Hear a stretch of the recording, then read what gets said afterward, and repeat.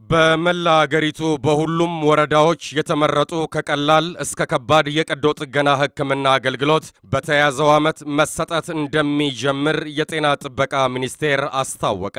በአሁኑ ወቅትም በወሊድ በድንገተኛ አደጋና በሌሎችም ልዩ ልዩ 28 የቀዶ ጥገና ሕክምና የሚያስፈልጋቸው ተለይተዋል። የጤና ጥበቃ ሚኒስትሩ ዶክተር ከሰተ ብርሃን እንደተናገሩት መርሃ ግብሩ የቀዶ ጥገና ሕክምና ተደራሽነትን በማሻሻል በሕክምና ሕይወትን የማዳን አቅም ያሳድጋል።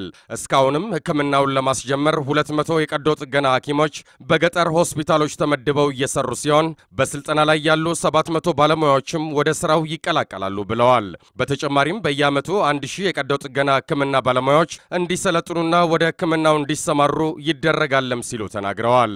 የሚሰጠው ሕክምና ጥራቱ የተጠበቀ እንዲሆንና የጎንዮሽ ጉዳቱን ዝቅተኛ ለማድረግ በመንግስትና በግል ተቋማት የሚሰለጥኑ የሰመመን ባለሙያዎችን በመፈተን የሙያ ብቃት ምዘና ማረጋገጫ እንዲኖራቸው ማድረግ መጀመሩንም ነው የተናገሩት። ከባለሙያዎቹ ቁጥርና ስብጥር በተጓዳኝ የጤና ተቋማቱን አቅም ለማሳደግ 2.5 ቢሊዮን ብር በጀት መያዙን ነው ሚኒስትሩ የተናገሩት። በተያዘው ዓመት አገልግሎቱ ከሚጀመርባቸው ሆስፒታሎች በተጨማሪ በቀጣይ 4 ዓመታትም 400 ጤና ጣቢያዎች አገልግሎቱን ይቀላቀላሉ።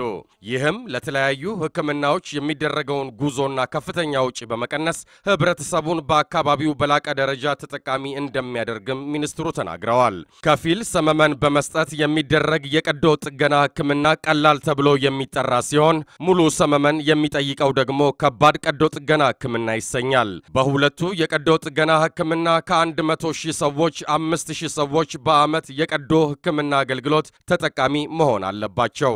በኢትዮጵያ ከዚህ ቁጥር አንጻር ሲታይ ደግሞ የቀዶ ጥገና ሕክምና አገልግሎት የሚያገኙ ሰዎች ቁጥር ዝቅተኛ ነው። ዘገባው የፋና ብሮድካስቲንግ ኮርፖሬት ነው።